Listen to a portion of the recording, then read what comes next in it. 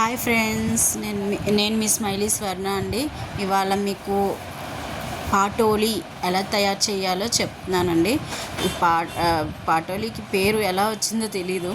ఇది శనగపప్పుతో చేస్తారనమాట. ఫస్ట్ శనగపప్పుని మనం కోర్ చేసుకుని ముందు ఒక గ్లాస్ శనగపప్పుని 1 అవర్ ముందు నానబెట్టుకోవాలి ఫ్రెండ్స్. దీని తయారీ నేను మీకు చెప్తాను, చూడండి. ఇదిగోండి, ప్యాన్లో ఆయిల్ వేసుకుని ప్యాన్లో ఆయిల్ వేసుకుని హీట్ అయ్యాక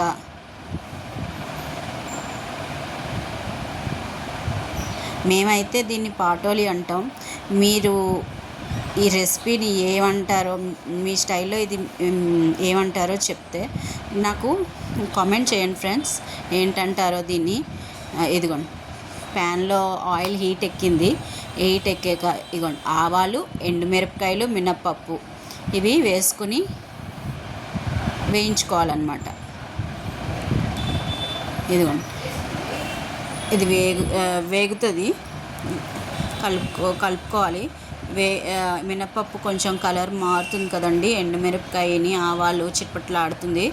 ఆవాలు ఈ 3 కొంచెం వేగుతూ ఉంటే మంచి వాసన వస్తుంది కదండి. వేగాక వేగుతున్నది, కలుపుకోవాలి. ఇదిగోండి, చూసారా, కలుపుకుంటున్నాను. ఇదిగోండి, ఇలా కలుపుకోవాలన్నమాట. కలుపుకున్నాక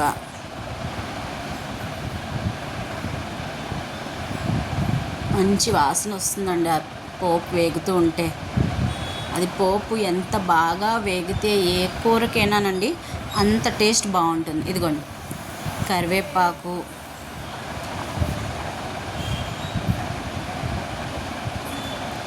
ఆనియన్స్, గ్రీన్ చిల్లీ ఈ 3 కలిపి వేసుకోవాలి.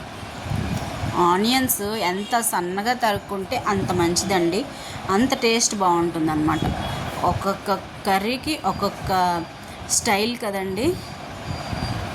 ఇదిగోండి, ఆనియన్స్ దీనికి మెయిన్ ఆనియన్సేనండి. ఆనియన్స్ ఒక 2-3 ఆనియన్స్ అండి నేనైతే కట్ చేసుకున్నాను ఈ కర్రీకి.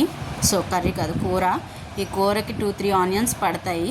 సో మీడియం సైజ్, మరీ పెద్ద ఆనియన్ కాదు, అలానే చిన్నది కాదు, మీడియం సైజ్ ఒక 3 ఆనియన్స్ తీసుకున్నాను నేను. ఇదిగోండి, పసుపు వేసుకున్నాను. పసుపు కలర్ కోసం పసుపు వేసాను. సో ఈ ఆనియన్స్ కొంచెం బాగా వేగాలండి, అలా అని మాడిపోకూడదు. గోల్డెన్ బ్రౌనిష్ కలర్ రావాలి. సో అలా కలుపుకుంటూ ఉండాలి. ఇది చూసారా, ఈ కూరకి కొంచెం ఆయిల్ పడుతుందండి, ఎక్కువే ఆయిల్ అయితే పడుతుంది. ఇది ఆయిల్ ఎక్కువ వేసుకోవాలి కర్రీకి, కొంచెం టేస్ట్ కూడా చాలా బాగుంటుందండి. పిల్లలకి ఇది హెల్తీ ఫుడ్ కూడాను.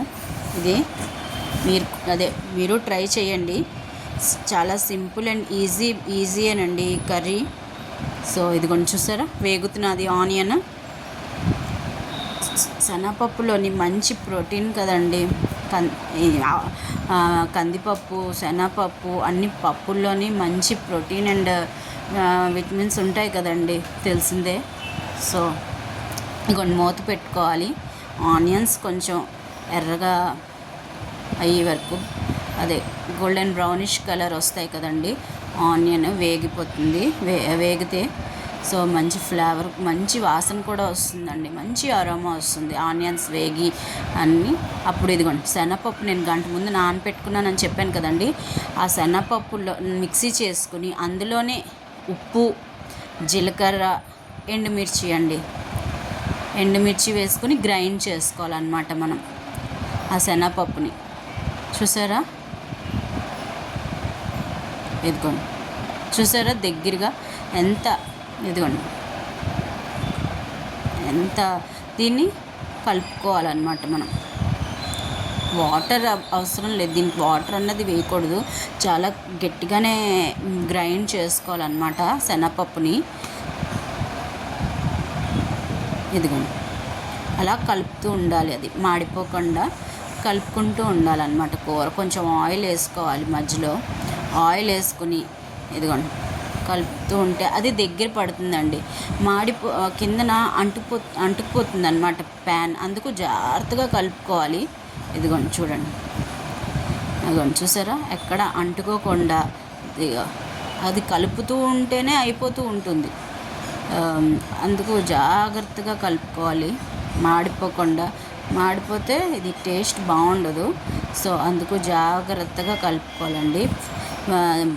ఫ్లేమ్ హైలో కాదు, అలానే సిమ్ కాదు, మీడియం ఫ్లేమ్లో ఉంచుకోవాలండి. ఇది చూడండి, ఇలా కలుపుకోవాలి.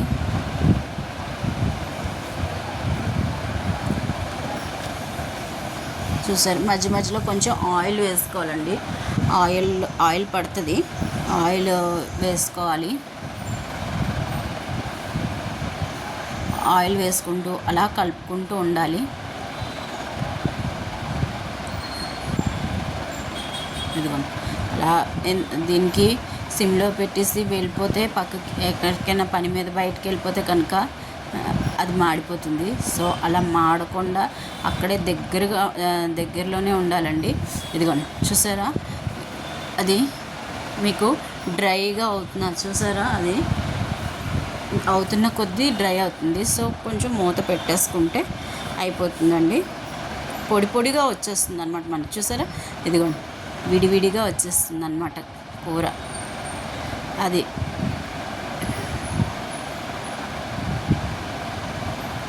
అందుకే దీనికి పోపు మనం వేసుకున్నప్పుడే కొంచెం నూనె ఎక్కువ వేసుకోవాలండి. ఎక్కువ వేసుకుంటే ఎక్కువే పడుతుంది నూనె కొంచెం ఈ కూరకి. ఇదిగోండి చూడండి, విడిగా వచ్చేసింది. చూసారా, ఈ కర్రీకి నాకు ఇప్పటికీ పాటోలి అన్న పేరు ఎలా వచ్చిందో నాకు తెలియట్లేదండి. మీకు కానీ దీని పేరు తెలిస్తే కనుక నాకు ప్లీజ్ కామెంట్లో పెట్టండి ఫ్రెండ్స్. ఇదిగోండి, దీన్ని నేను ఈ బౌల్లోకి తీసుకుంటున్నాను. ఇదిగోండి, వేడిగా అన్నంలో సర్వ్ చేసుకోవడమే friends. Thank you. Please subscribe to my channel అండి.